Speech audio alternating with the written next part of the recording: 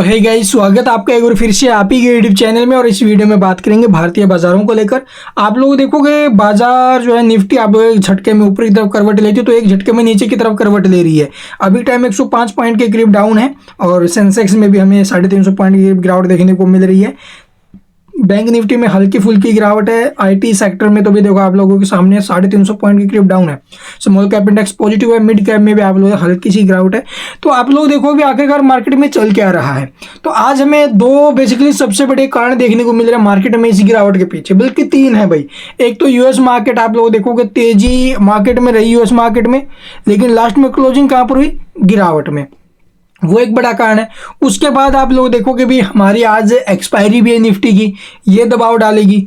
दूसरा ये कारण, तीसरा सबसे बड़ा कारण है आरबीआई की मॉनेटरी पॉलिसी की जो मीटिंग थी, ठीक है, कमेटी की, वो हमें आज के दिन अपडेट आते हुए नजर आए। तो वहां पर क्या कुछ अपडेट्स हैं, चलिए मैं आपको दिखाता हूं। तो वहां से भी मार्केट के ऊपर दबाव हमें देखने को मिल रहा है, लेकिन पैनिक नहीं होना अभी यहाँ पर बिल्कुल भी।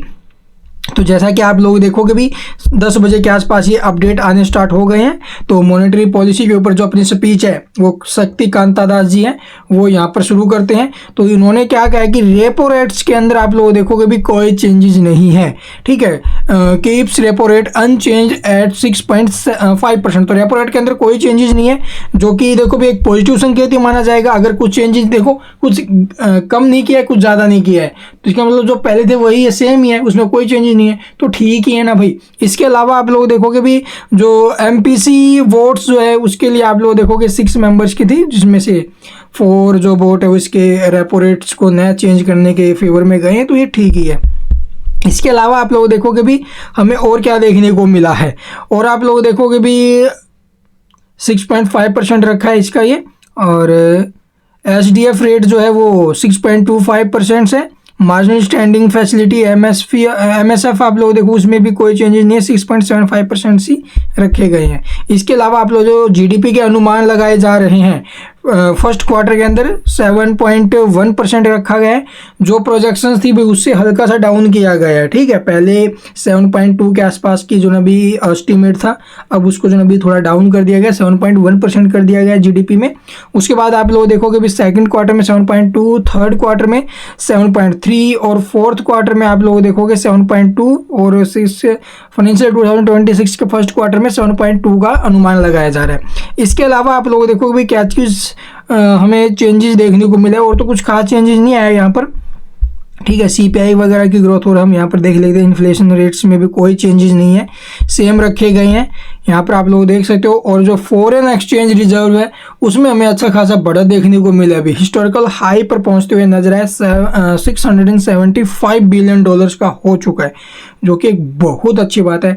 तो इसके अलावा आप लोग देखोगे और तो कुछ खास अपडेट नहीं, बस यही है भाई। इसमें आपको कोई चेंजेस नहीं देखने को मिले हैं, जो पहले थे वही सेम रखे गए हैं, ठीक है। इन्फ्लेशन रेट्स है, सब कुछ सेम है, उसमें कोई चेंजेस नहीं है। तो जो मॉनेटरी पॉलिसी थी वो आप लोग बाजार के लिए ठीक ही है, बट अभी टाइम जो दबाव है क्या बोलते हैं, जो आपको देखने को मिल रहा है अभी टाइम जो मार्केट जो अमेरिका के बाजार है क्लोजिंग कहाँ पर लिए वो दबाव डाल रहा है, एक्सपायरी दबाव डाल रही है, ठीक है। इन्फ्लेशन रेट जो ना भी आप लोग 4.5% रखा गया है, और जो जीडीपी प्रोजेक्शन रखी गई है वो 7.2% की रखी गई है।